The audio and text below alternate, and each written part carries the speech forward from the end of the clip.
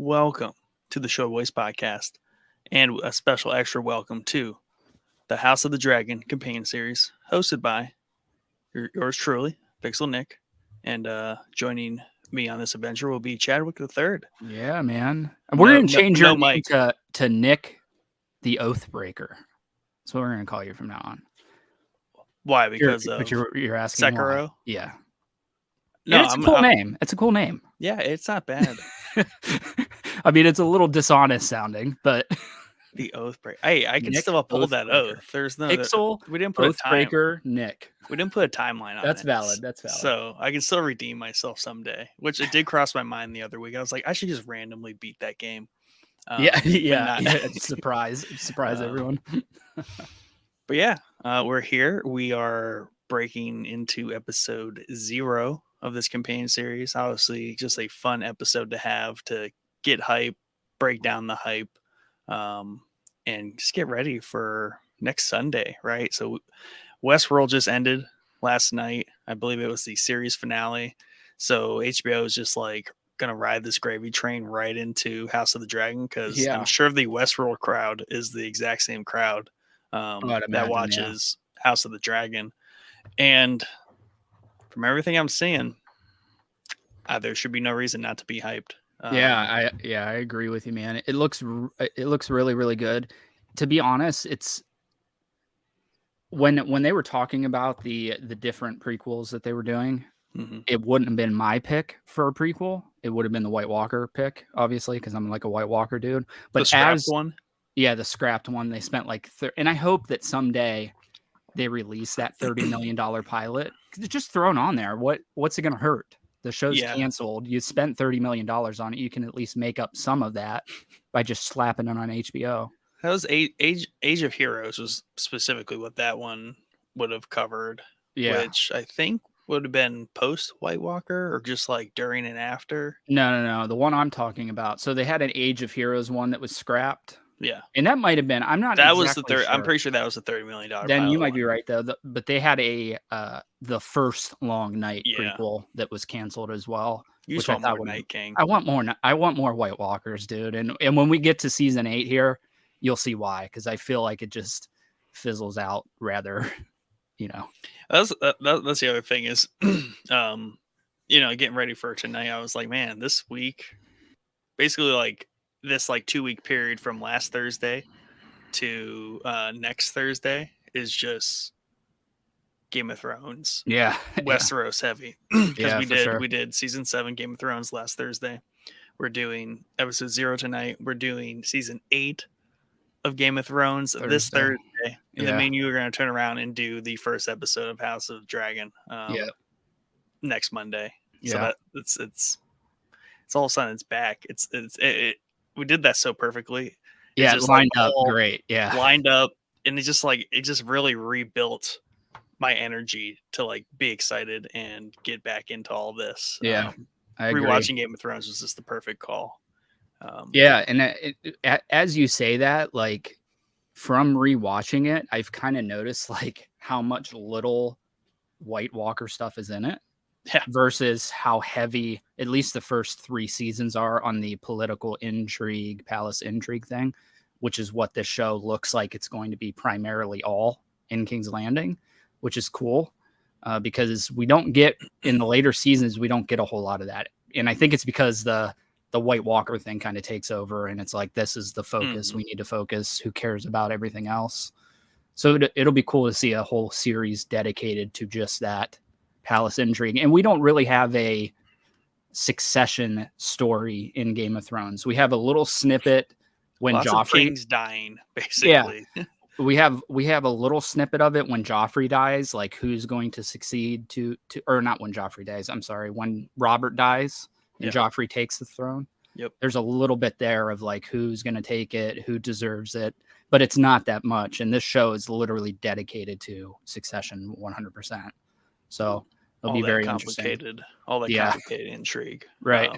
Which will be good. But I mean, that's a good point. That's something I wanted to kind of like talk about too. Is first we have them saying like this show is like a completely different animal than Game of Thrones. Obviously, it's pretty clear there's going to be a lot less fewer stories and less story weaving, right? Jumping around.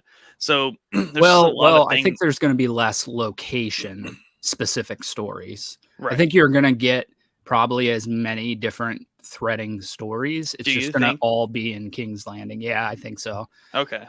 Just because of how complicated this whole succession thing is and all the different players that are weaving into that. And I think you're going to get some location stuff. Like we've seen Dragonstone in the trailers. Mm-hmm. We've seen a couple other locations. So I don't think you're going to get the, Arya's off in Bravos doing something totally unrelated to this. I think they're all going to be somewhat related to the succession and all that. Right. So you think they'll keep the complexity of threads going? Yeah. Okay. Yeah. I think so. I think that's why the show was picked up. I think they said when they canceled the other one that it didn't transport you back to Westeros. I think this one, even just from the trailers, looks like it's taking us back to Westeros in a good way. But yeah, I think the weaving will be there. It's just going to be maybe on a smaller scale because we're not seeing the different locations that's all working to one close. You know what I mean? It's all going to be primarily in King's Landing. I was thinking, do you think this will have like a refined feeling to seasons 7 and 8 of Game of Thrones? Like basically that quality of set pieces, right? Obviously building and following up, right, on the stories and like having some really insane like twists and all that, basically all the payoff constantly, right? Yeah. But with still some more writing complexity that maybe the earlier seasons of Game of Thrones had.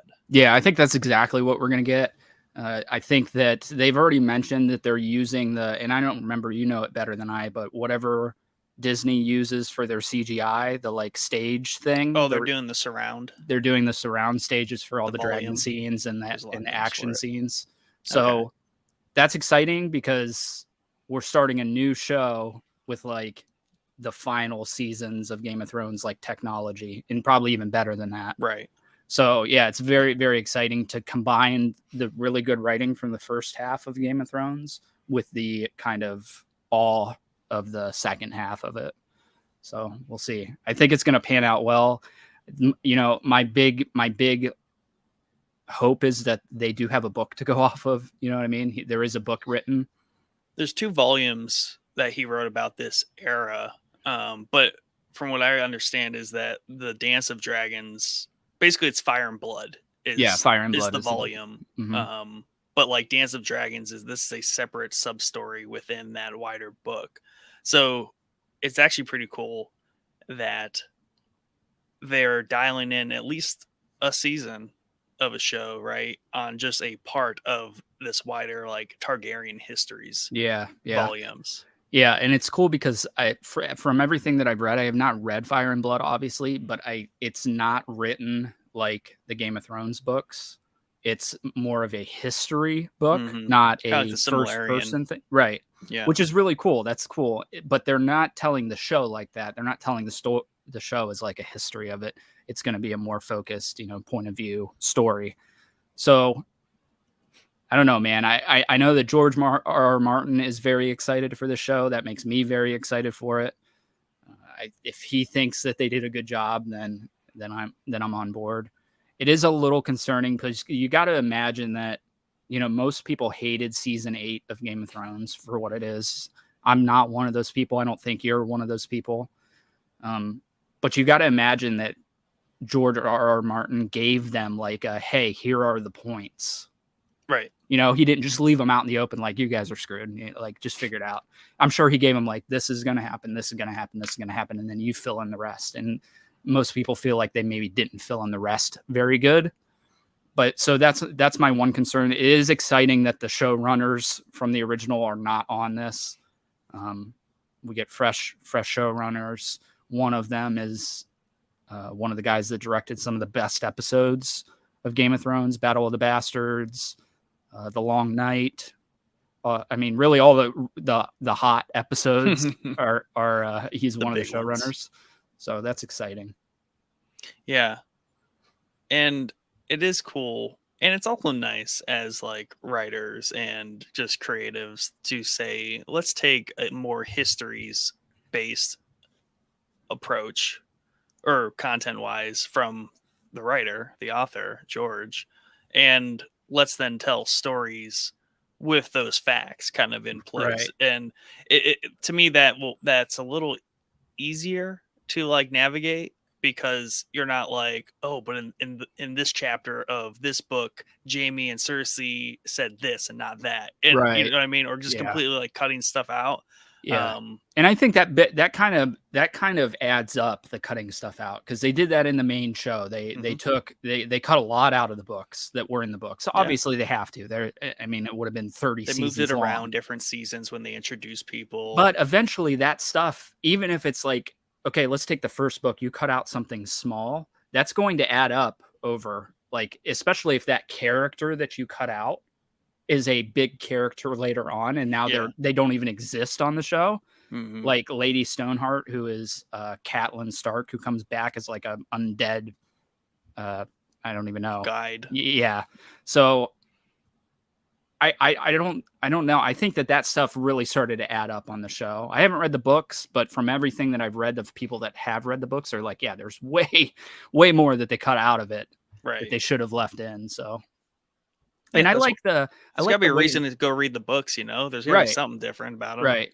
And I got to be honest, if I could read and not fall asleep in 5 minutes, I would totally read the books. It just puts me to freaking sleep, dude. And the audiobooks have like one of the worst voices. That's like, I need a good voice on the audiobook, and it's like just not very good. But I think we talked about that in our Game of Thrones coverage. They should just hire all those actors and just read the books. Bronn. Just have Bronn do the whole thing. Yeah, dude, he already does like voiceover work like that. That's right. Yeah, that's what we talked about. Yeah, and he's Bronn got just the perfect voice. Yeah. All of it. Yeah. Or even like the history and lore stuff where the actors come back and read their their role. It's so good, dude. Like if you got them all to read, now you're probably gonna have to pay them a pretty penny. That's why you just have Bronn do it. Right. Just have Bronn. Yeah, he's not doing anything. Probably Bronn, Varys, and Littlefinger for like the Littlefinger. Parts. Yeah. But I've read like 3 or 4 chapters from the first book, and I don't know, do you have any of the books? No. So the way that the books are set up is each chapter is like a point of view chapter. So the chapter is just named like Bran or Sansa or Jon, and then it's everything from their point of view. I think that's a really cool way to set up a book. I don't know if they all continue that way. I assume they do. But yeah, as I understand it, yeah, that's how it through is the whole way. And that's why you have to take notes, because they don't tie themselves together per se, like through the writing. Like you have to remember, like, oh yeah, I read that chapter about this character and this point of view that ties now very importantly to this that says nothing about them. And everything, like all that intrinsic stuff that all the weaving that you're reading in the books, it's also they're not the easiest books to read either. Like they're the way they're worded, it's a difficult read. It is what it is. Maybe I just suck at reading. That might be the case too. I don't read that often. I could see George having a very particular like writing style. Yes. Like I don't think he would be like, I'm going to rewrite that because everyone's going to be confused by that. No, he's going to be like, I'm going to rewrite that to make even more sense and tie to more things. And it might be just that first book, because we're introducing everybody. Yeah. Everybody's got like a page worth of titles under their name, you know what I mean? So that takes up like half the page. Titles are important. Right. And that's why I love and we didn't even bring it up on the season 7 episode, but when Jon and Daenerys meet and Missandei goes through all her titles, and then Davos is just like, this is Jon Snow. He's King of the North. Yeah, so good. Great bit there. Yeah. King of the North. Yeah. Let's do it. I love and it. I feel like they shortened. I don't know if that was just her characters choosing or like just the writers choosing to. They started dropping a few titles off of her.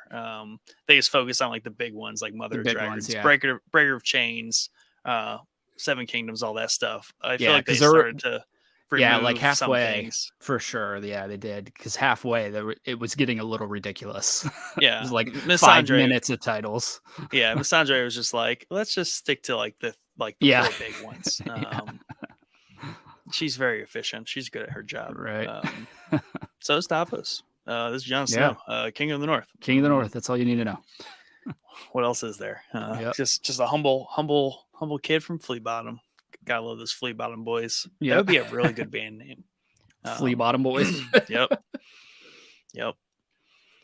Yeah. So I don't know. I just feel like it's just perfect to come off of 7 and 8 and just keep that. Hopefully that, I think it's gonna be that quality of like set piece and all that stuff. Yeah, just I like think it will be. through, and I think it'll translate well. And I think by the sounds of it, they're gonna just like double down. It's gonna be good like all the time. So I feel like with them telling a more, well, you say many threads, but a very core like goal arc here, they'll be able to keep a lot of polish on it. And Right. it'll probably be to their advantage that they're not, there's a, they got to shoot, direct, and make a season that's jumping all around a continent, right? Like, Right. it's all like the And locale. timelines too. Yeah. And they can Which like is focus the polish complicated. on like, we're in King's Landing. Like, what was being in King's Landing like? Right. Whereas we get, and you get sprinkles some of that in the trailers, which is cool. And Yeah. and the time zone that or the time frame that we're in the show, it's like a very prosperous time for the realm. Like the Targaryens are Mhm. comfortably in power. I think the Fire and Blood has like something like 17 dragons in it. So there's a lot of dragons. You're not going to screw with the Targaryens because you know that what you're going to get if you screw with them. So everybody's powerful, rich. It's not the kind of post-war Westeros that we see in the beginning of Game of Thrones, where stuff's like kind of trying to come back together, but also falling apart at the same time. Yeah. This is kind of where everybody's happy and rich, but things are going to start falling apart here quick. Yeah, things are going well when you can worry about lines of succession. And right. That's like your big conflict is like who in the family's going to take over. Exactly. That's the extent of their problems. Yeah. We must fight amongst ourselves. Yeah. There's no one else to fight. And I'll be curious because I know that at least I think some of the battle sequences that we're seeing in the trailers are a battle with a group of enemies from Essos. So there are external forces that are pushing on them. So it'll be interesting to see how that, like I don't know what trailer it was, but there's like a guy that's wearing like a cat looking like mask just over his face. I think that's one of the armies from Essos. I don't know what they're doing. I don't know why they're here. I don't know why they're fighting. But I think that's probably the battle sequences we're going to get here as we lay the groundwork for future seasons. Because I assume, I don't know if you do, but I assume we're going to be a couple seasons of the show. I don't know. It depends how much story they tell in this first season compared to the book. You know what I mean? Yeah. And that would be something better for somebody that has read the book and knows where everything's heading to tell you. But Game of Thrones has practically, at least in the earlier days, seasons 1, 2, and 3, it seemed to be a book per season, but there's only one book, but it's telling a huge history of stuff in that one book. So of things that generally happen from a historical perspective, so they can flesh that out a lot. Oh, for sure. Yeah. On TV, which will be good. Yeah, they're not going as long as Game of Thrones. It should be more than one season. Oh, I would put all my money on it's going to be more than one season for sure. So I just wonder, like HBO does really good, like 4 to 6 season series. I would kind of really like if they did like 3 seasons even, right? And then they can tell, I would even say then just tell a different story with a different show from Fire and Blood. Right. Yeah, you could do that. And we know that there's like 7 or 8 series in pre-production. Not all of those are going to get picked up, obviously. Yeah. But I agree with you. We don't need 8 seasons of this show. Tell a nice, concise story and move on to the next show. I think that's a good plan. HBO knows that they got a money cow here, but they don't need to squeeze all the money out of a single show. And I think that's what they the misstep they made with the original series, especially with those showrunners, because by season 8, and they were even vocal about it. They're like, here, we don't want to do this. Like, we want to be done. We got Star Wars movies waiting for us. We got all this other crap. So let's just crank this out. Six episodes will be done. If I was HBO executive, like if that was whispers at HBO at the time, I would have fired those guys. I'd been like, here, if you don't want to do this, that's fine. We'll find somebody that does want to do it. You know what I mean? Let's not ruin practically one of the greatest shows HBO has ever put out just because you're bored. Right. You know what I mean? Yeah, that's not really good to hear. No. Not a lot of enthusiasm there. In the showrunner's defense, I'm sure when they picked up, because if you read some interviews with those guys, they had no experience when they got this project. They were even shocked that they were allowed to do it. Yeah. But when they started it, they had to be under the assumption that all the books would be written by the time they got to the later seasons, and they weren't. So I can totally get where they're like, oh, 6 books. He should be able to write 1 or 2 more books in 6 years. Yeah, it's a practical thing to think from an author that's written all these books that he would be able to crank out these last 2 in the process of filming the first couple of books. But that didn't happen. So I get that they were probably frustrated. I get that they were frustrated, but that doesn't mean that you don't just be like, let's just crank this through. Like, we got Star Wars movies to do, man. That looks so much better than this. And they never ended up doing those. If you noticed, they're not on them anymore. So they shot himself in the foot. Yeah. And I mean, it's tough. I mean, Game of Thrones became a ridiculously popular thing. So, and I doubt anyone at the time was even thinking that it would grow to the level it did. No. But I don't know why. I mean, I think if it was basically what could have happened but see, George still hasn't written the book, so you can't even redo the timeline. Right. But too bad season 6 or 5 didn't end in 2019, and then we took a 3-year pandemic hiatus from Game of Thrones, which these days would be fine. There's plenty of shows that disappear for 2-3 years, and it's completely fine and acceptable, and then it comes back because there's just so much other stuff to watch now. Yeah, but that would have been the logical thing to do when they got to season 8, at the end of season 7, because I know a lot of people don't like season 7, but it's not as hated as season 8 is. Right. By the time they got there, they should have just been like, here, we're taking a break. We're just gonna put it on break. Yeah, we're just gonna pause. We're until cash those Star Wars checks for 4 years, then we'll come back. Yeah. That would have been the logical thing instead of rushing it like they did.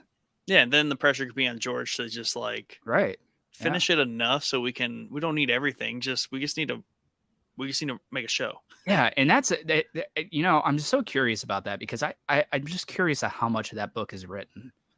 Did they read out soon? Yeah, it's been supposed to be coming out soon in the past 3 years though. But but slowly more and more. Yeah.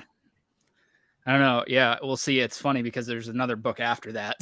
So he's going to have that instantly after this next. He's just probably in a hump right now. If you want my guess, I think he's going to release Wins a Winner, and then he's probably going to die before he gets the last book out. Because he's old. He's not the healthiest looking dude. You know what I mean? We all got the endings we needed. Right. It's good. Yep. Yeah, that's tough. But at the same time, Game of Thrones can't. I mean, 10 seasons with 100% finished books probably would have easily made it the best show. Oh yeah. If people liked his endings, even. It's the same thing I said before. You have to imagine that he gave them snippets for season 8, and part of me thinks that he saw everybody's outrage over the ending of season 8, and he was like, maybe I should rewrite this a little bit. That's why it's taking so long. Because you got to imagine that the big points from season 8 they got from him. They didn't just pull that out of the air.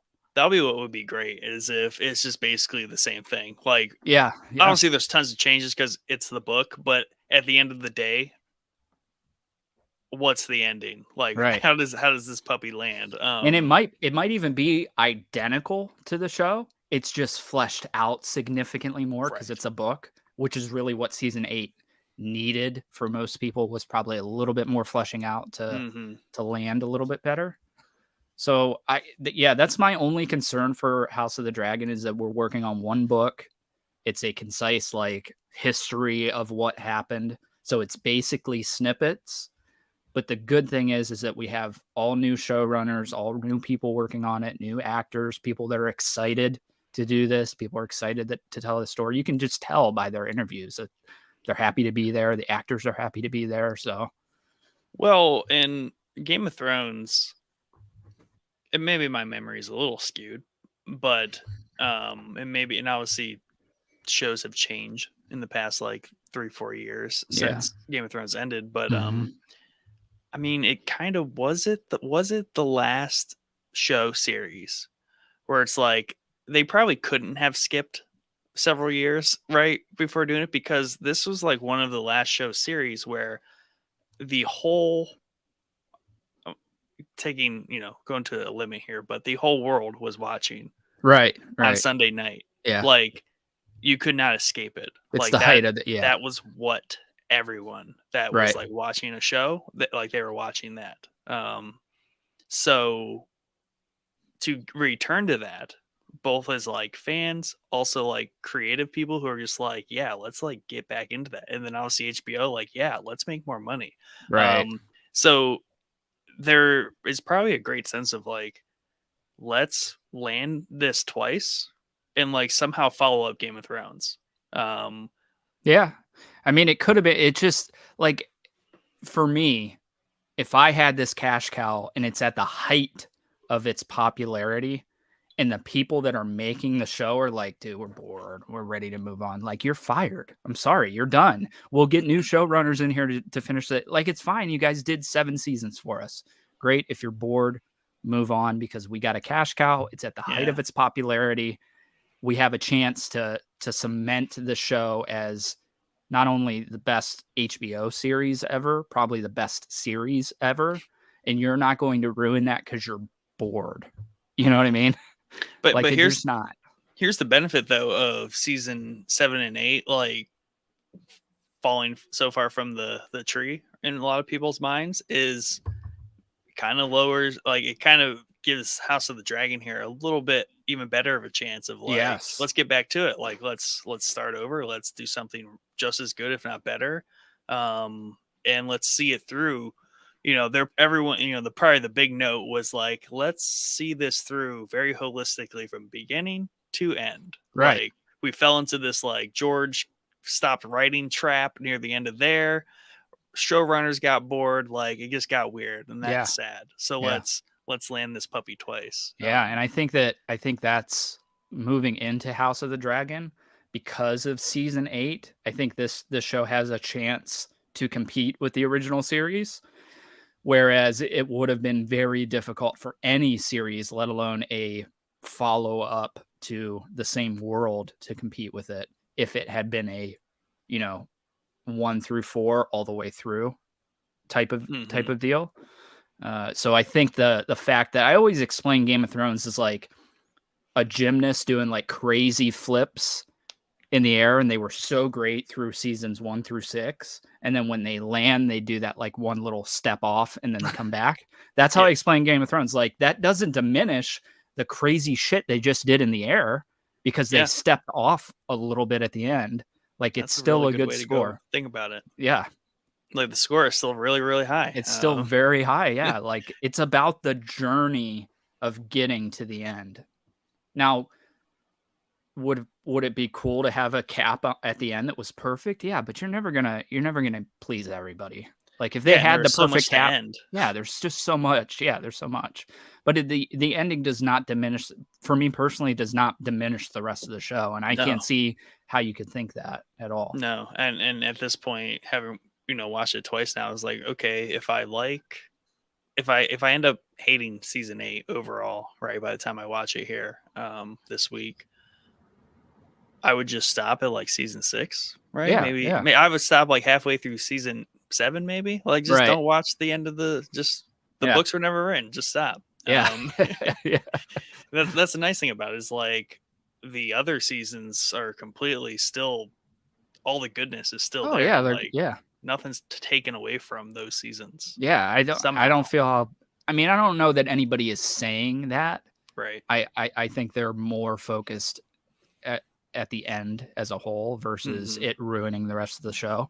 But I do like the point that you brought up that it does give House of the Dragon a fighting chance to stand out amongst the show, especially when we're combining the things we're combining here, like Yeah. dragons, new CGI, the palace intrigue that was so interesting in the first couple seasons. Like it's a good package to be building on here.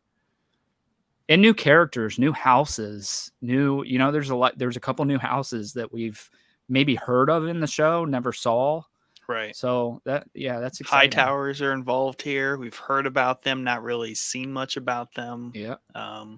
So speaking of like the families and where we're at, I do have this fun family tree Yeah. from the Westeros.org wiki. That's on Fire and Ice. Now, this one's like from the books, and someone's rendition of it's missing some stuff. But I like looking at this to start because all the way at the bottom you have Daenerys, right, and Yeah. Khal Drogo. So that just kind Right. of frames it in like the Baratheons, right? So Yeah. here's Game of Thrones all the way at the end. Robert's Rebellion. So really, and this is listed as 283 AL, and I believe I don't know what AL is. So I'm Aegon's Landing. That's what it is. Aegon's. Yep. So I think they usually. I think it's weird that they use that because I think that George uses AC, which is Aegon's Conquest. But yeah, that might be a book thing. I don't know. Yeah, same. I mean, same guy did both. He landed and he conquered. Right. So, we have several tiers here, and this lists it. And I know this because here we have Rhaenyra. Yeah. Damon. Targaryen. I think it's I think it's Daemon. Daemon. He's not listed here. There is a Daemon 1 down here, but that's a little too far. Yeah, that's a Blackfire. So I believe the Blackfires were like a group of Targaryen bastards that banded together. I could be wrong in that, but I know that the Blackfires are I'm pretty sure they're bastards. Yeah. From the Targaryens. And then this would be Viserys, who is the person to succeed in this series. So we're placed kind of that's 283, and strong 200 years before. Yeah, and that what is that Jaehaerys there above him? Yep. So we saw him in the trailer. I believe that it's at Harrenhal. I could be wrong at that, but there is like a council sequence there which votes Viserys to be his successor, and that's kind of probably where we're going to start in the show. Is maybe at that, or it might be a flashback. Yeah. So yeah, this was helpful in just kind of framing it and places like just kind of how long back we are. Lots of Targaryens. Oh yeah, for sure. Old Dany here all the way at the end. In the Barath, I like seeing the Baratheons on this tree because they basically Baratheons broke out from the Targaryen family. They're like a separate branch, but they all kind of started the same place. But a little bit more present and cleaned up is this one, which I think goes right with the show because they have characters from the show in here as the avatars. Off here on the side we have Otto Hightower, and they kind of starts piecing in Lord Corlys. Yeah. He's cool. Corlys Velaryon. Yeah, he's of Valyrian blood. but he's a different house. He's supposed to be like the top sea captain currently.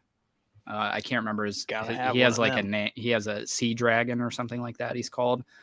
I think I think his family looks really cool. Yep. I'm excited to see him. I think we may have heard a little bit about that family. I know for sure we've heard of the Hightowers because the Hightowers, I think, are the ruling family of Old Town at the time of the show. That's where they get their name. Hightower is the tower in Old Town that is the Citadel. So I think at the time of the show we have, probably towards the beginning, we have King Viserys on the throne. Alicent eventually marries him, but the problem is that his first wife, and I don't know if his first wife is on there somewhere. Viserys. Yeah, it doesn't look like it. So his first wife, unless he married Lyanna. Yeah, I'm not too sure on her name, and that could be because it is pointing to yeah. So it's probably Lyanna. So Lyanna dies, but they did have a daughter, which is Rhaenyra, there in the middle of the page. Before he gets married to Alicent, he names Rhaenyra as the successor to the throne. That's problematic for a couple of reasons. A, this is like way before women are a thing on the ruling seat of Westeros. Right. B, the brother, Daemon, should technically be the heir. So I think that's going to be the first kind of battle there.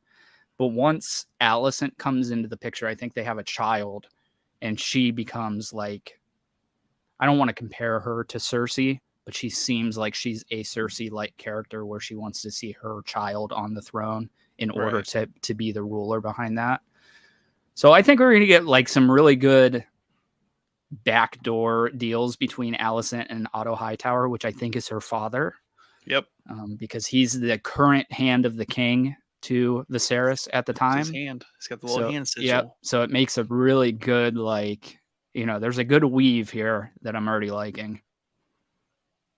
Yeah. So maybe that's because this isn't the clear. They could have used more room to make this graphic. It's a little complicated. Yeah, it's not lining up quite. Now, right. Daemon and Rhaenyra are siblings. No, they are not siblings. So Daemon is Viserys's brother. Okay. And Rhaenyra is Viserys's daughter. But the reason they are together there is because I'm pretty sure in the trailer it shows them getting married. And we know the Targaryens marry in the family. That's how they do things. But that's so later. It's just confusing how it doesn't really make it clear that they're brothers. No, it doesn't. But it is clear though that if they have children, then that is clear. But he also seems to have children with. He has one of the scenes in the trailer shows him holding. I think they're at Dragonstone. He has a dragon's egg. That's I think Otto Hightower coming back to get that egg because he stole it for one of his bastards, thinking that he was going to give him a dragon egg, even though he really has no right to the dragon egg.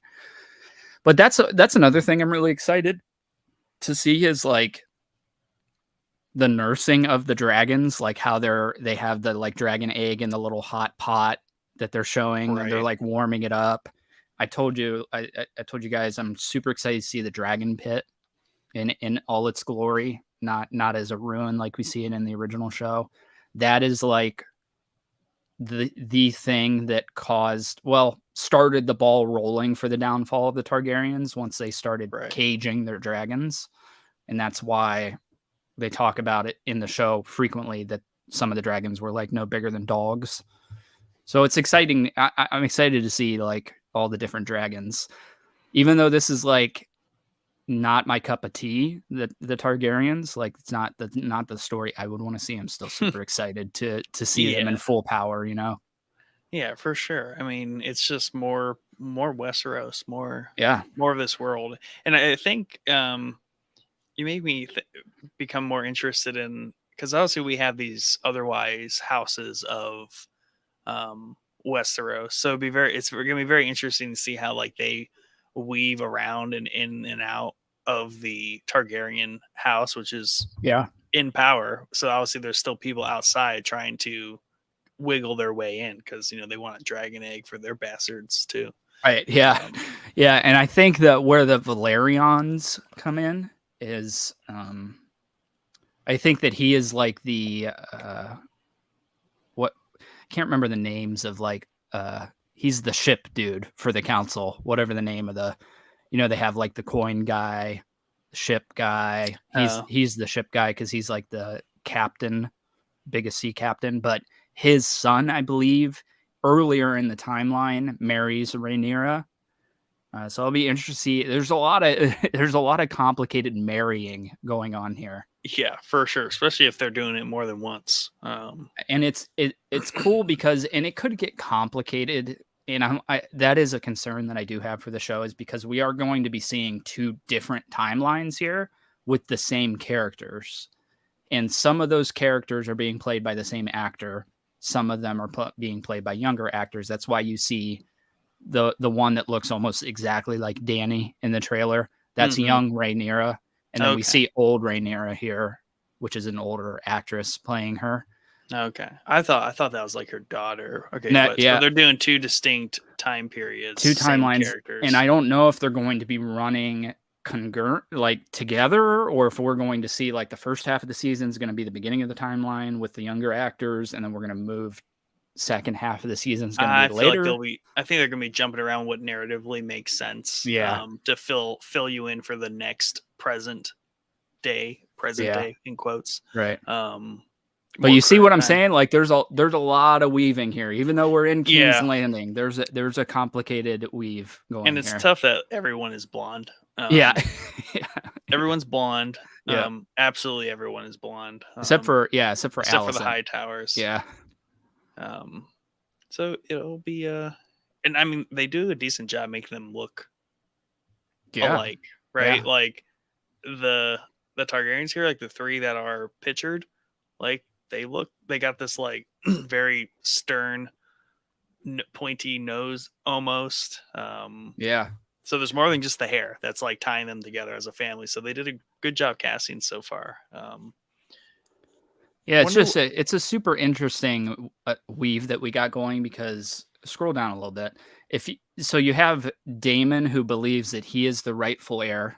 Mm-hmm. You have Rhaenyra, who has been named at the beginning of the timeline, named the heir.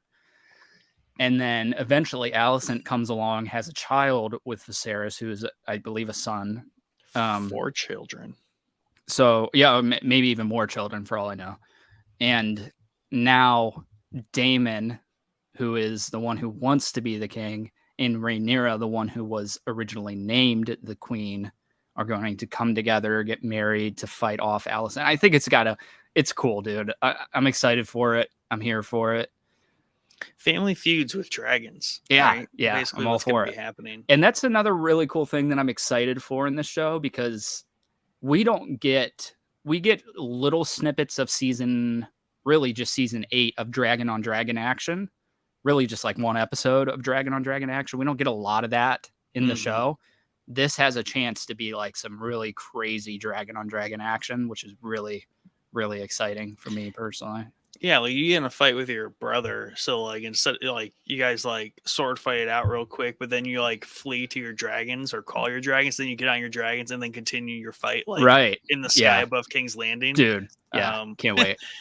Like, and I'm really excited about how different all the dragons that we've seen in the trailers look. Like they don't all look like really, when you look at Daenerys's dragons, they're identical. They're just a little bit smaller, a little bit bigger, and different colors. There's like green, red.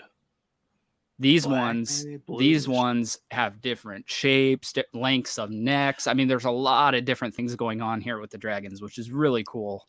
So you called out early on about in Game of Thrones how like technically these are wyverns. Right. Yeah. So do you know, or have you seen not like non-wyverns, or I have not. Are we still kind of in the wyvern category? I think that I think that, and we talked about it. I'm curious of how they're described in the book. I'm wondering if they are dragons in the book or if they're wyverns, because they certainly are on the show, and I think the House of the Dragons is going to just take that and run with it.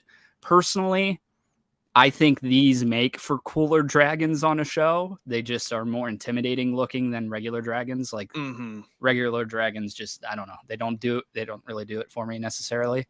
But the wings on the front hands, it's just a cool imagery for a dragon to have. So that I would imagine that's why they picked that design. But yeah, to my knowledge, they all look like that. So it'll be interesting to see. Because that could be another thing they could play with as well, not just the shapes and colors and lengths of their heads and all that stuff. They could play with the actual dragon versus wyvern aspect of it, which would be cool. Yeah, I was so fascinated when I was looking that up, how much mythology exists around those differences. Oh yeah, just even outside of Game of Thrones, like just period, like it's all based on actual lore that humans have on dragons. Yeah. And it'll definitely be exciting. I'm also really excited to start to see some, because I think we see snippets of a couple of swords in the trailer. There's the sword, the Valyrian. It looks to be like here. Let's talk about this, and we'll talk about the swords. Yeah. So this is a quick image, which is a nice one. Dragons. Yeah, they have arms. Is basically the gist of it. Like their arms are separate from their wings. Whereas they have 4 legs practically. Yeah, and wyverns, they have their arms are their wings. Right. And like you said, those. I mean, that's a pretty cool style. Oh yeah, for sure. If I was to pick any style out of this, it would be the wyverns, because it's just a cool look to them. Yep. And then we have like this is called an Ampheter, and the gist of this is like it's a worm with wings. Right. No arms really. If anything, they're tiny worms, just basically snakes. Yeah. Lindworms is basically a flying snake with arms. Yeah, that's like I think that's probably how, either that or the one below it is how most Asian cultures describe dragons. Lindworm so if you is So Asian. if you play like the dragon in Sekiro, that is the dragon from Sekiro, probably either that or the one below it. Yeah, and they don't need wings. Basically, no. they're just weave through the air. Yep. And it's the one, if you see any of the like Chinese festivals where they're doing the dragon through the streets, it's that they're doing. So yeah. And then I don't really understand the point of a drake. Does he just not have wings? The drake doesn't look like he has wings. Yeah, drakes are kind of like feral dragons. Wingless. They haven't evolved to the wings yet. Okay, they have a little annotation here. No wings. Oh, nice. 4 legs or more when it comes to a dragon. Yep. Or a drake. 2 wings and 4 or more arms, legs. Wyverns, 2 legs. No legs. Yeah. Yeah, that's cool. Yeah. Well, but it'll be. I'll be curious. From everything that we've seen in the trailer so far, it doesn't seem like they're playing with any of those other ones. It doesn't mean they're not going to. It'd be based on from that imagery. I mean, it'd be cool just to be like somewhere a drake shows up, like a no wing, just like beast one, right? Because I know that one of them, like I said, has a really long neck on it, and it looks like one of the more Asian ones, but it does still have the arms and the legs on it. It's just got a longer neck. And then I know Rhaenyra's looks really, really different as far as its build. So it could be that Rhaenyra's is actually a dragon with the 4 legs, because it looks like that from behind. But we haven't really seen too many snippets for flying around. Mm-hmm. But what do you think? Do you think the dragons are going to look like legit with this new set that they're doing, the surround stage or whatever? So they're using the volume. So for whatever reason, Google knows my interest in the volume, because I talk about it so much, and I've done a lot of research on it. Plus, Disney Plus has really good The Mandalorian making of goes into it really well, because that was like the first thing they used it for. It has advantages, but recently I've been reading about like some disadvantages. It has like there are some people saying how you could see some pain points from using the volume in like Obi-Wan, whereas like there's some sort of like gravitas of like the set you're losing it because so much of it's digital, Yeah. right? Yeah. They're like while it is both practical, like basically all the stuff immediately around you is real, but then there's just so much that's digital, right? Right. Whereas like they're using that instead of building actually really big set pieces, which has its benefits. So, but the other benefit to the surround is basically like you are in some sort of in between augmented reality. Basically, it's augmented reality. Yeah. You're virtually physically inside like a virtual reality set headset. So lighting's real, shadows are Right. real, how all of it just, and like obviously they live feed it, so like everyone can see what's going on. Right, So which is the what a lot of people think is the issues with the prequel Star Wars movies is that it was all oh yeah, they green had no screen and idea. they were and that's a tough way to act. Like you can It, tell because there are really good actors in the prequels, not at the top of their game, and it's not because they suck at acting. They're all very good actors and actresses. It's because of the environment. That's got to be a tough way to act, man, with just green yeah, screens. You have and no idea what's going on. your director's George Lucas, and like Yeah. Yeah. he's more like abstractly like directing, Right. but I know like there's a ton of stuff in his head that he's not like revealing because he's just gonna make it up during like post production. It was like, Right. oh yeah, this scene, let's just redo it. So everything they were acting and directing under, we're just gonna completely change Yeah. what it looks like in the feel. So And that can be that was really jarring. it Yeah. was so disjointed, like the pre and post production and filming and all that stuff. So now it's just so in one thing. You Right. can get so Right. much more information. This is like the elevated version of that original Oh green yeah. screen concept. And I'm excited for it because like I said, and I'll be honest, the trailers, like the dragons look the same to me. Like it doesn't look that jarring Right. or different really at all. The thing that I always go back to is the ship from Boba Fett. Like his Slave One in that Book of Boba Fett series is incredible looking in some of those scenes. Like probably the most realistic ship that I've ever seen in a movie or a Hmm. TV series. It looks great. So I'm excited to see. That's the one thing I think that the Game of Thrones maybe didn't do the best is some of the dragon elements.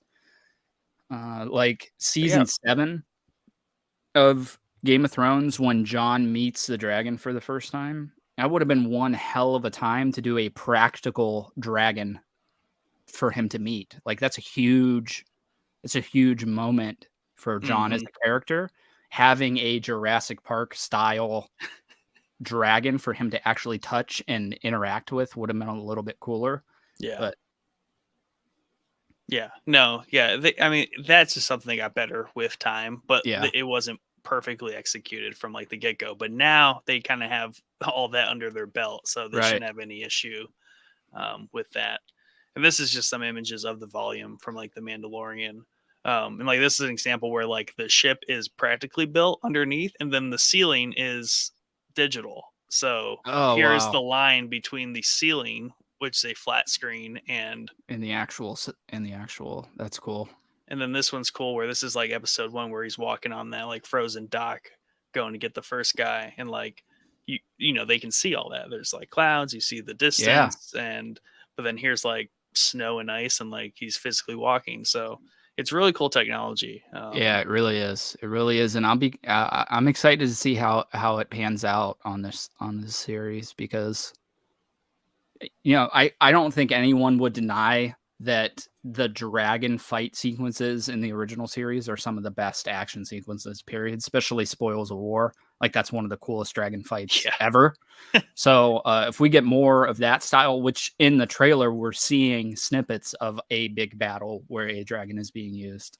So I think that a lot of that, the specialty to Spoils of War specifically, and those are the panning shots that they do, like where they're Hmm. following Braun. So if they stick with that, they got to know that everybody loved those in the first series because Oh they used yeah. them a lot.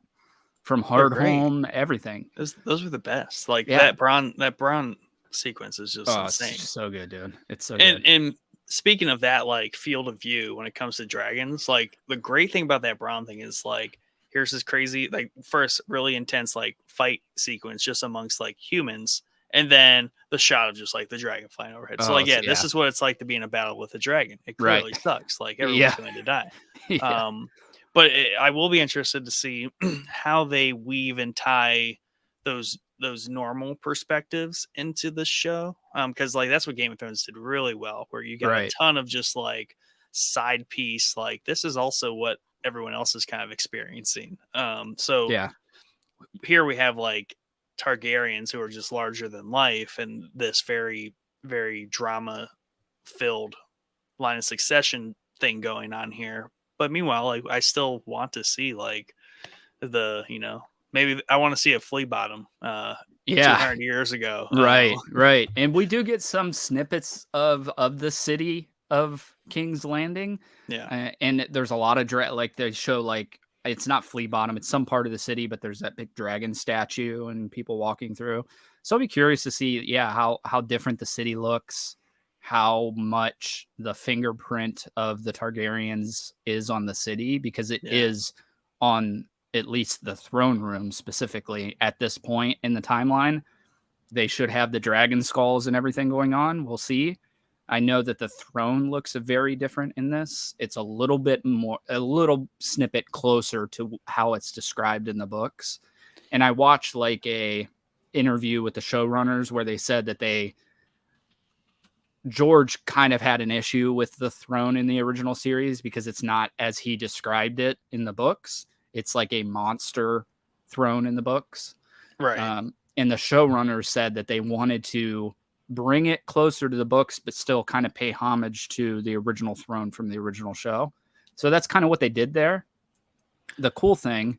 Yeah. So that's it on the show. So and I saw this image and I was like, everyone needs to stop complaining about it, because clearly it's the same throne. It's just someone cleared away all the tripping hazards. And I'll explain that. And I think what that is, and it could have happened earlier on in the timeline. This might even be an established thing that happened, but we know when Robert took over the throne, he got rid of he got rid of all the dragon, anything that had to do with the Targaryens, he got rid of. Yeah. Those swords were all from Aegon's conquest. Yeah. So it makes sense that he's like, here, we just need the chair, get rid of all this other Targaryen crap and throw it away. So I like the way the throne is looking in this. I think it's really cool. That there's a World of Warcraft sword somewhere in there, as well as a Witcher sword somewhere in there. So I like that they put little snippets from, for sure. That's fun. So I like the way it looks. Now, I kind of want to see at some point the throne as it's described in the books, because it is like really cool looking in the books, but not the most practical thing to probably build for a set. You know what I mean? And then I did want to talk about the swords, because I have a deep fascination with the freaking swords in the series. Yeah. We do see the king at the time, I can't remember his name right now, Viserys. Viserys. He's holding what seems to be a Valyrian steel sword. I don't know the name of that one. Daemon in one of the trailers during the tournament is holding Dark Sister, which is another Targaryen Valyrian steel sword. So I'm excited to see those. We've heard of Dark Sister before. I think we heard originally Arya telling a story maybe to Tywin during their little discussions. She brings up Dark Sister. I just like the swords, dude. I tell you what, the Tarly house sword, Heartsbane, dude, that thing is sweet. Like if I was going to buy a replica sword from the series, it would be that one. Yeah, because it's just really cool. It's really cool looking. Completely forgot he gave that to Jorah, that was a really cool moment. Yeah. And I love that he's like, I'd use it, but I can't hold it upright. Like, that's so funny, because that's exactly what his dad said he wouldn't be able to do. But that sword is really cool. So I'm excited to see swords that we haven't seen, because there are probably more of them. Yeah, they are. it slips through how many scenes where like they're just talking about swords in Game of Thrones. Yeah. Naming them, making them, like that great cold open with Tywin, like breaking Yeah. down the big one and making two for And his then giving it family. to Jamie, yeah, and saying that, yeah. I just like the concept of these people passing these swords down for generations. Like, it's just really cool. So I don't know whatever. I know that that it was maybe told what happened to Dark Sister. I think it disappeared. I know a lot of people thought it was going to show back up in the season 8 of Game of Thrones at some point. It never did. But it does appear we're going to see it here, which is cool. And then another thing that I really like is Daemon's armor in this. Oh yeah. I don't know. Yeah, I do have the book down here. So it does look very. If you pull up the artwork of Robert and Rhaegar fighting at the Trident, it looks very, very similar to that armor. I don't know if it's meant to be the same armor or it's just the style of armor that Targaryens wear. Variant. Yeah, I think it looks really cool. I don't know how practical it is. It looks horrifyingly uncomfortable, but like we talked about with the Kingsguard things from season 8, Queensguard, yeah, they're badass looking, probably not most comfortable. It looks cool, but it just goes straight like down. It looks like you can't lift your arm up. It's basically just like you're in a straight jacket and you can just move from your elbows down. Right. So yeah, I'm excited to see that. I'm also excited to see more like tournaments and like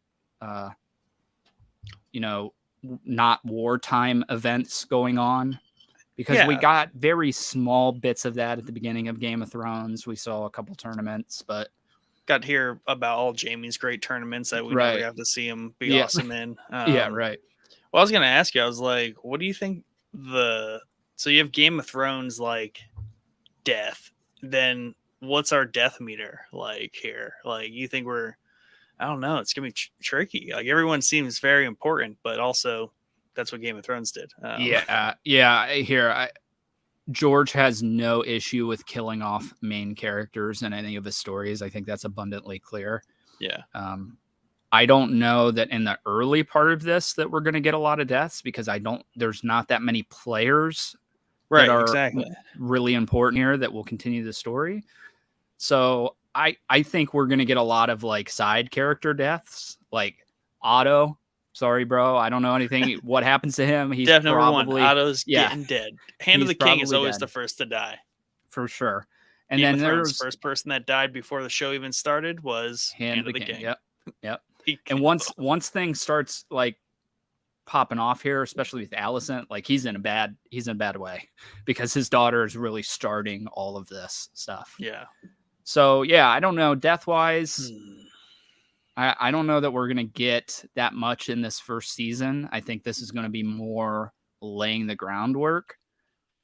I don't think we're going to get like a Ned style death in this first season. We could. I have no idea, but I think the death counter is definitely going to be lower for sure. And I would really want it to be lower. You know what I mean? I want you to get me attached to these characters first before you start slaughtering them on screen. Yeah. No one outright died right away in Game of Thrones either. Bran got pushed out the window. Right. That was like a fake out death.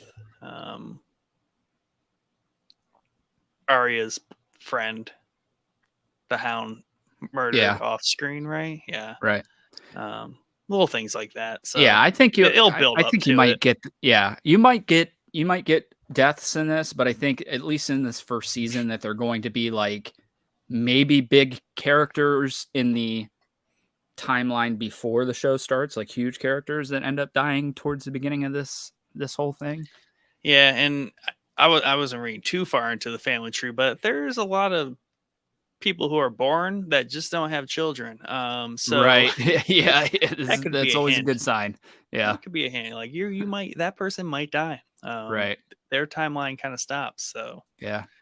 And I'll be curious because like the Valerians, I don't remember them even being mentioned in the original series in just like any Valeria. context. Yeah, that's different. So yeah, so there's Valeria, which is like the location Yeah. and bloodline, I guess. And then you have like the Targaryens that splinter off from that, and the Valerians that's spread off from that. But I don't remember them being mentioned in the show. They might even still exist in the show. There's just a huge world there, and we were focused on specific stories somewhere else in that world. Same thing with the High Towers. Like they still exist in the series. We just didn't really see them. Yeah. So yeah, I think really any of the Valerians, they're on the chopping block for sure, because we don't know much of anything about them in the new or the original series. So, it's also important to point out that I said Rhaenyra was married to the Valerian son at some point, and we now know that she gets married to Daemon later in the timeline. So that it's not looking so hot for the son, the Valerian son. So tricky. He's probably on the chopping block too. But yeah, I'm excited for that storyline specifically because, like we said in the season 7 episode, I feel like there wasn't enough naval battles in the original Game of Thrones, and we're having a main character who is like the best seafaring person in the world as a big part of the story by the looks of it. So hopefully we get some cool naval battles because of him. They did those so well in season 7 and 8. Oh, dude, yeah, they did great with them. Yeah, they gotta follow up with that. So yeah, they did leave some strong points with these final seasons of Game of Thrones. So they're story wise they can recover and improve. I'm sure. But visually they're gonna have to really nail it down, which I think they will. I think they will too. Yeah. Yeah, I'm pretty excited for this, and it's crazy. It's Sunday. It's so close, dude. That creeped up quick, didn't it? Like I remember it was like always like in the distance. It's coming. I remember them first announcing him like in August 2022. Like, get the hell out of here. That's like years from now. Worry about that. And now it's literally like here, which is so cool. Yeah, it's crazy. So crazy. Well, I think that about covers all my points. Death counter is the last thing.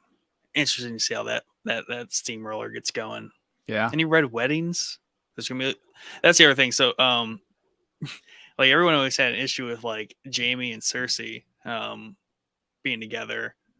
Obviously, it was very sexualized in Game of Thrones. I wonder to what degree, since like everyone is like related, are they just gonna like dial off of like the sexualization of?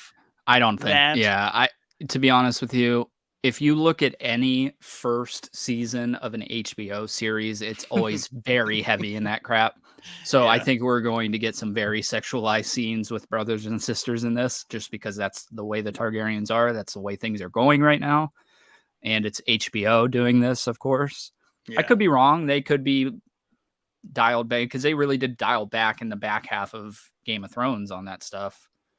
So yeah, but the ones they had were so much more like impactful when like Jon and Daenerys does it. So like that was enough for like a whole season worth of like season 1 ones, because that one was just like whoa. Yeah, it's it's more powerful when you don't have the like nudity and crap going on. You know what I mean? That scene is way more powerful than any other scene that you saw, and it might be because of. We're seeing the main characters coming together as well. Yeah, narration thing going on. The narration that they are like related and who he is, like the way they layered that was pretty intense. Right. For everyone that was keeping up here, it's like, oh crap, there goes Jon. Yep. And Daenerys. So I'm gonna say that we're my heart is saying that we're going to be dialed back, but my mind is saying that it's HBO and we're probably not going to be dialed back. And they don't care. Yeah. So I don't know. I'll be curious to see how much sister wiving stuff is showing on the show. And I'm also curious where Alicent comes into the picture, because the Targaryens are very known for keeping it in the family. So how is he older? Maybe he's just like older and he's like, let's spice things up. Like, let's do it like everybody else does it, maybe. Let's not do it within the family. Like I got an heir named. I got a brother. I got all these other factors that could do it. But you know what? I'm just gonna marry. Right. And it's a sneaky. Yeah.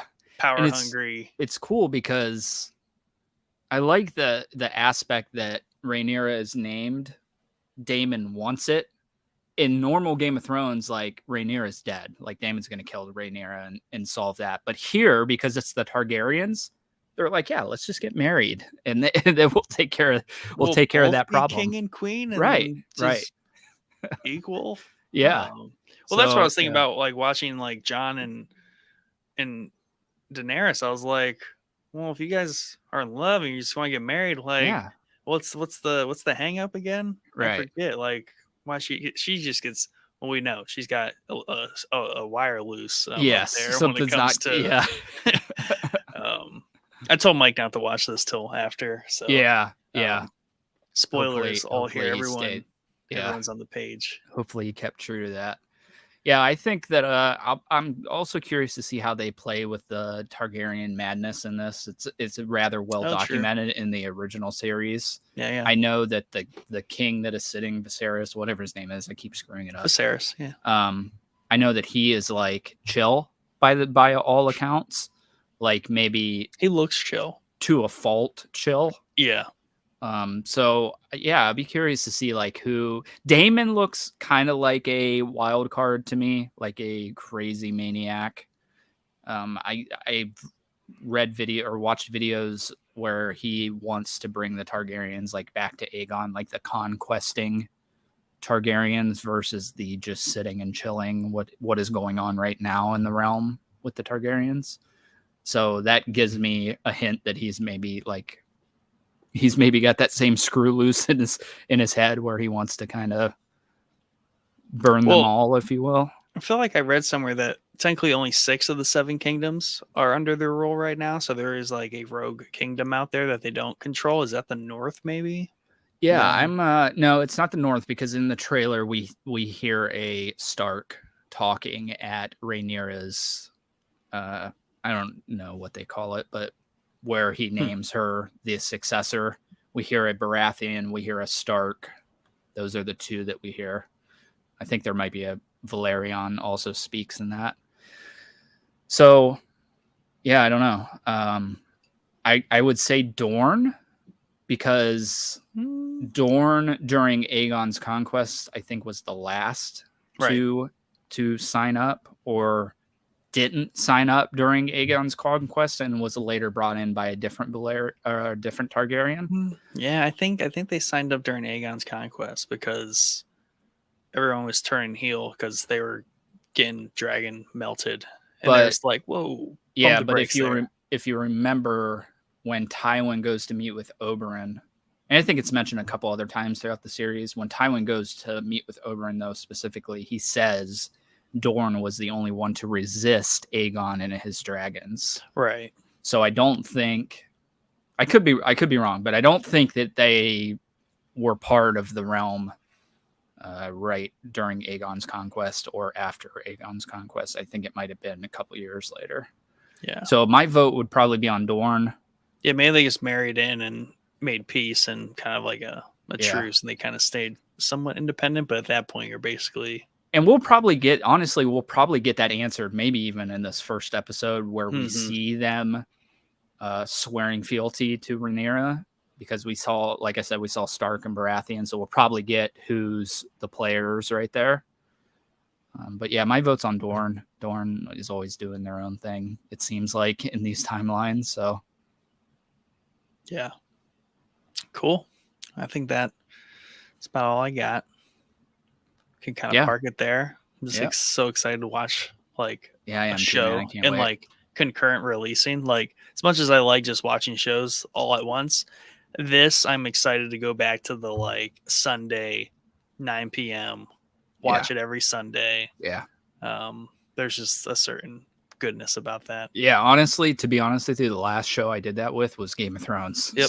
So it's like falling right in line with that. Yeah, I'm gonna get real nostalgic watching this, I think. Yeah, some shows have gotten close to that, but they release like on the day, right? I'm pretty Right. sure they're still doing the like 9 p.m. premiere on HBO. Yeah, like I think they are.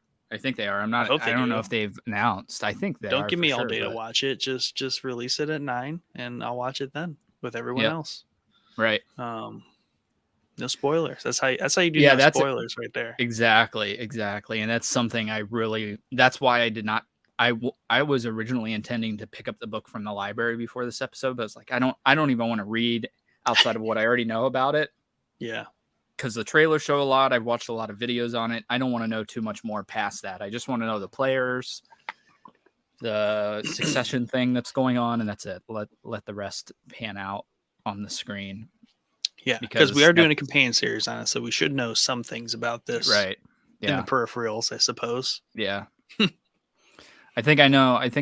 I got enough knowledge of what's going on for us to do a good series on it, because I didn't know anything about Game of Thrones going into that, and I picked up on it pretty quick, and I consider myself relatively fluent in Game of Thrones lore and history at this point. So I do know that one of those I think it might have been season 5, season 6 histories and lore really leaned into this timeline that we're seeing here.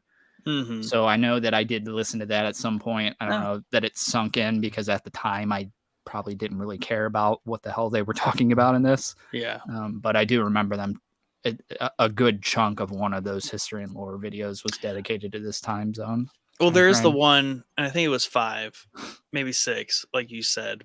But basically, the last like 40 minutes, it's an extra long one. But like, it's everyone retelling a song of a Dance of Dragons. Basically, everyone's retelling it, and it's this story, right?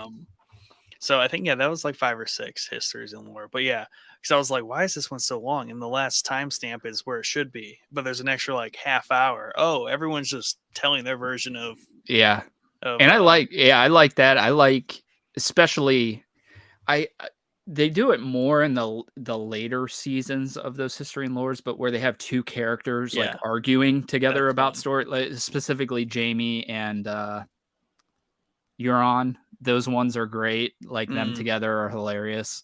So yeah, I don't know. I seem to remember a lot now that I'm thinking about it of people dying in this. So I might have to pump my death counter up a little bit, because I do remember there being quite a few deaths. But Ned death, right? First scene. Someone's getting their head chopped off. Yeah. Someone's and dying. I don't know how the old king that's before the king that we see now, I don't know how he dies. He looks like he's like freaking 200 years old in the trailer, so probably just from old age. But someone melts him by dragon maybe fire. Maybe somebody melts him. How many burnings are there going to be? Plenty. Oh, a lot. Yeah, plenty. Yeah. Fire and blood. But that goes back to the craziness level as well. Yeah. We'll have to see where our craziness level is, because if there's a heightened crazy level, we're going to see a lot of burnings. But if it's a chill level, we might not. Yeah. I think Daemon's probably going to burn quite a few people. Daemon seems he would burn down like a whole district of King's Landing to make a point. And there's another, and I don't remember his name, but there's another guy another Targaryen that has an eye patch in the trailer. He also looks like a crazy wild card character. So I would bet on Daemon and those two just laying waste to their enemies. Targaryen plus eye patch equals crazy. Yep. Bad combo. That's the weird thing though, is there's so many Targaryens at this time.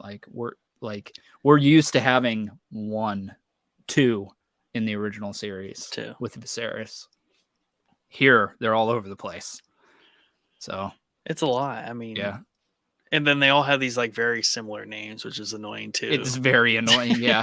And then they triple down on like how many people are named that name. Right? Yeah, exactly. Yep. Yeah, and I found there's like 5 Aegons. Oh yeah, including Jon Snow.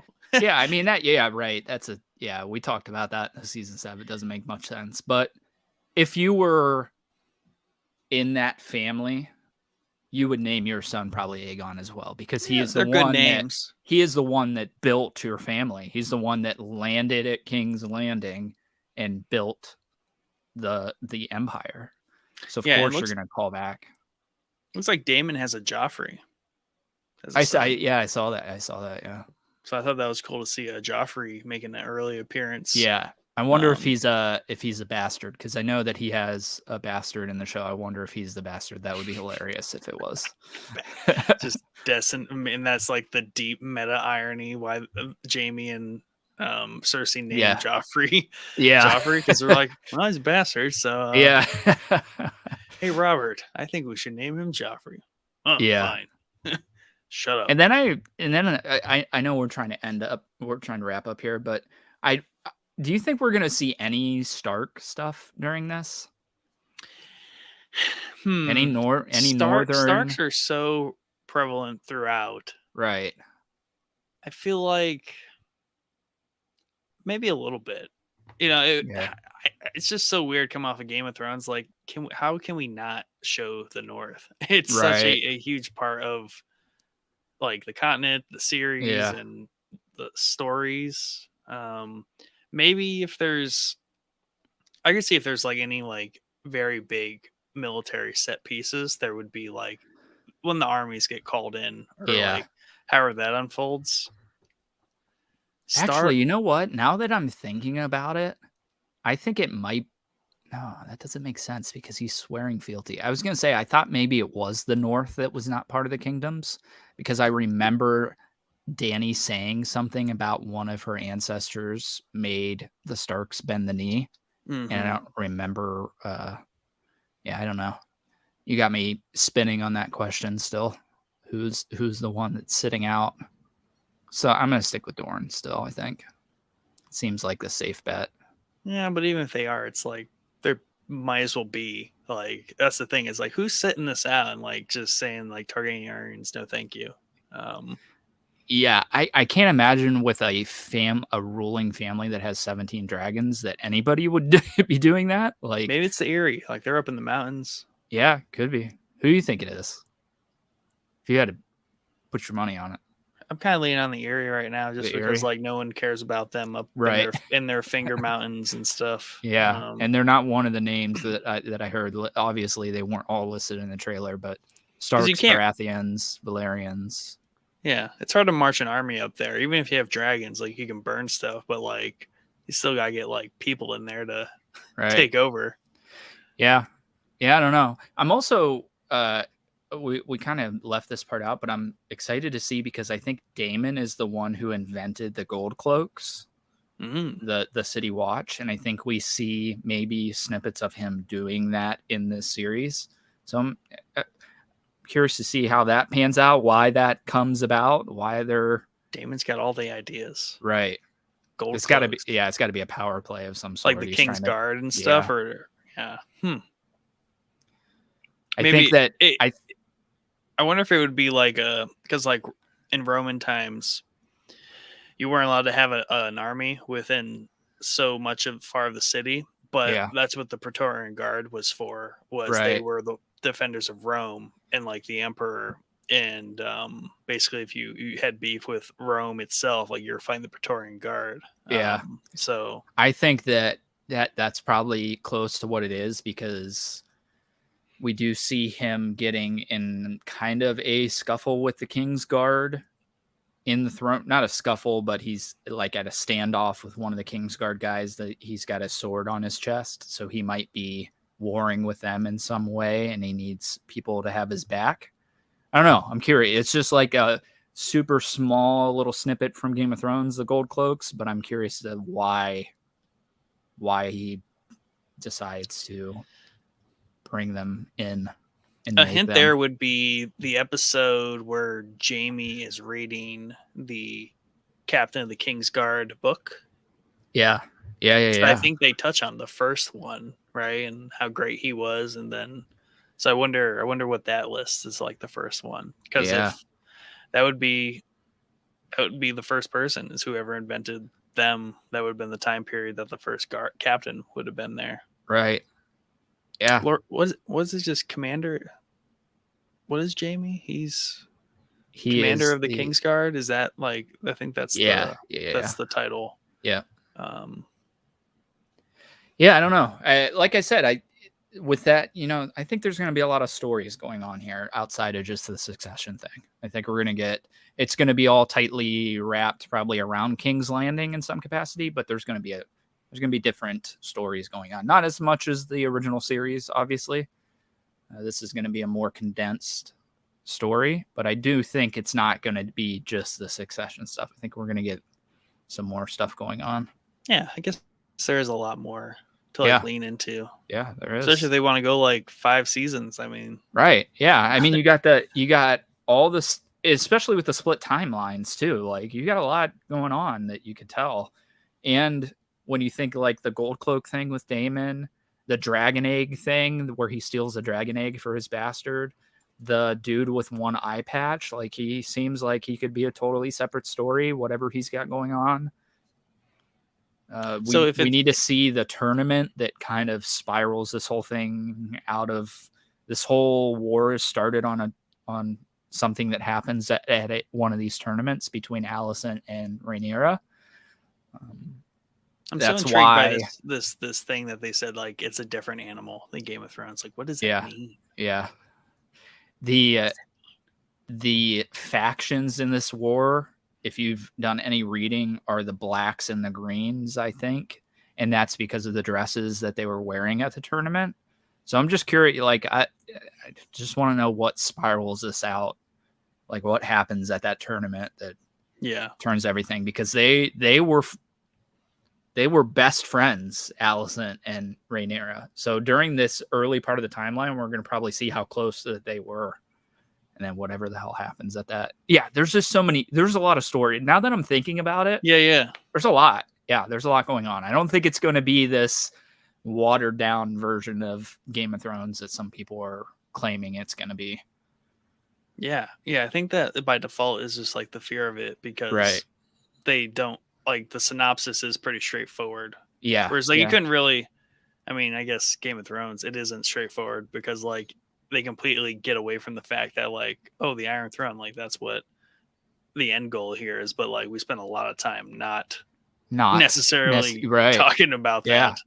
And the stuff with Essos, it said about that army in Essos, something's going on there that's causing some sort of battle. So yeah, man, I think now that I'm thinking about it, I was kind of in that ballpark where I was yeah, it's just going to be a nice, tightly wound story of succession. Yeah. But now that I'm thinking about it, shit, dude, there's a lot, there's a lot of snippets here and there that are probably going to be bigger stories in the long run.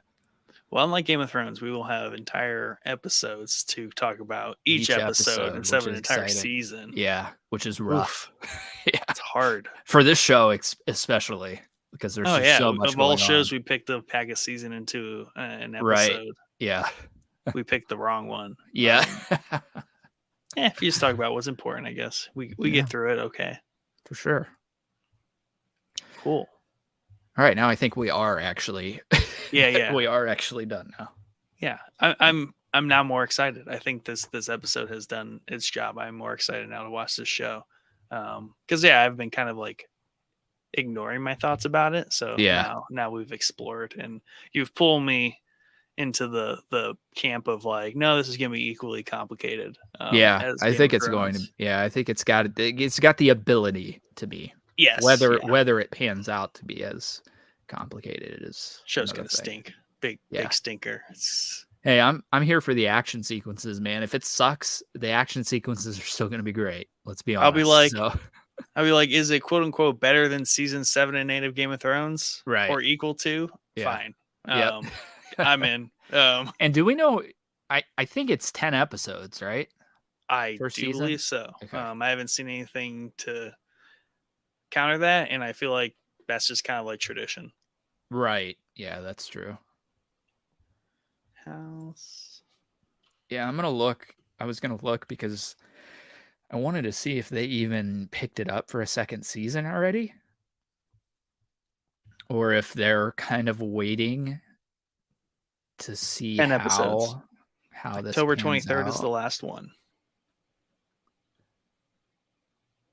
Yeah, I don't see anything about them picking it up for a second season yet. I am DB. listed as 2022 dash no year. So they are not, no one's claiming a cap. Oh man, we already got some episode names too for the first 2 episodes too. You want to hear them? First episode is The Heirs of the Dragon. Okay. And the second episode is The Rogue Prince, which is Daemon's nickname, I believe.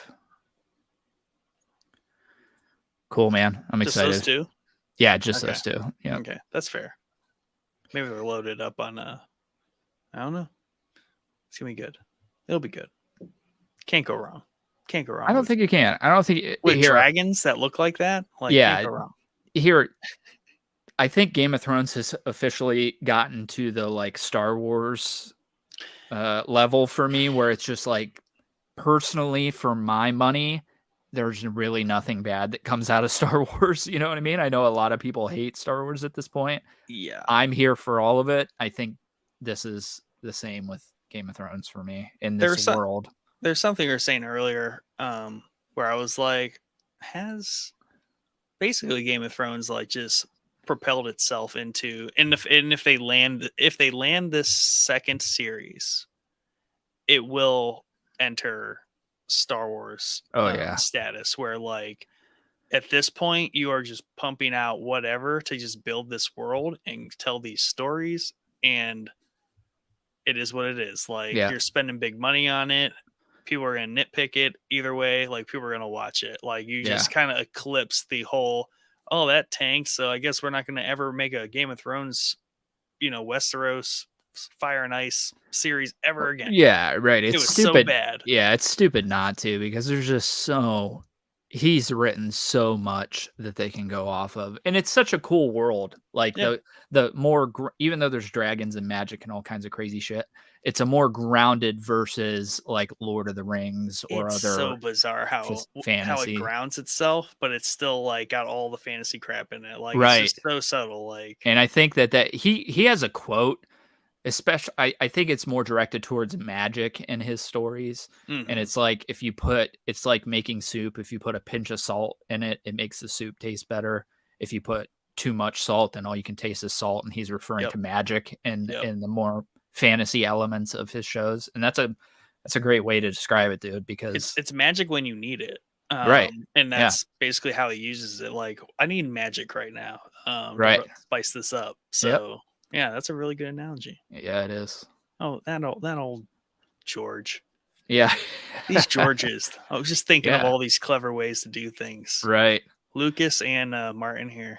Yeah, and I think, to go back to your point on the Star Wars thing, if they nail this series, that gives them a leg up, personally, on the original Star Wars, because they did not, even though I love the prequels, by most people's account, they did not nail the prequels, right? Right. And it even still propelled into what it is today. And it still didn't kill it.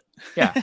So if they nail this series, I think we're going to be cranking these shows out on HBO for a while, probably, which I'm here for. So yeah. Well, yeah, we'll be here for it. Tune into every companion series on every Song of Fire. I don't know what to call this world. They have yet to name this freaking world. I'm going to email George and be like, can we have a name? Just call. Yeah.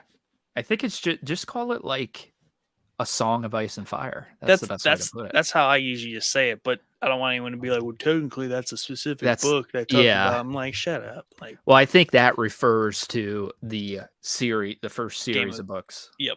Yeah, because Game of Thrones is the first book, and then there's different ones. But it's a Song of Ice and Fire is that series of book, which tells that story perfectly. Ice and Fire doesn't really apply here. I think we're going to get a lot of fire, not a whole hell of a lot of ice, obviously. Are you telling me that they were building up the Jon Snow thing like the whole time? Yep, and he's really the main character of the entire show? Yeah, welcome. Whoa. Mike's going to be blown away. Right? This Thursday, tune in to see Mike's thoughts and reactions on the end of Game of Thrones. I can't wait to ask him what he spoiled for himself, because he spoiled something. Yeah, remember he said, I think it just spoiled the end of the series for me when he was reading the different shows that they had. I have an idea of what I think it is, but we'll see. Shame on him.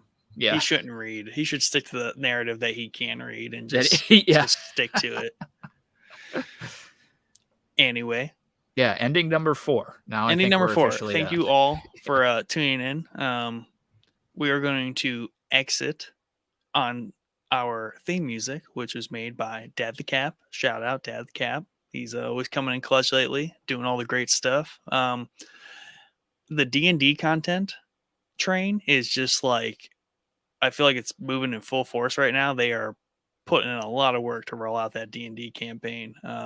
Chad and I have nothing to do with it at all. So look out for that stuff, and then tune in Thursday where we will be breaking down season 8 Game of Thrones. And then it's busy time. Basically Showboys is George R.R. Martin books world stuff, right? Things. Yeah, it's getting that way, isn't it? Yeah. Hey, people were saying we spend too much time on Star Wars, Jordan. Right. So just gonna we hear find the something next different. thing to lean into. We're out. Peace. Yes.